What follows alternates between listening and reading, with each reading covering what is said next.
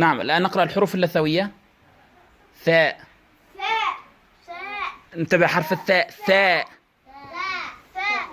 نعم، ارفع صوتك. ذال. الآن حرف الذال. ذال. ذال. الآن حرف الضاء. ضاء.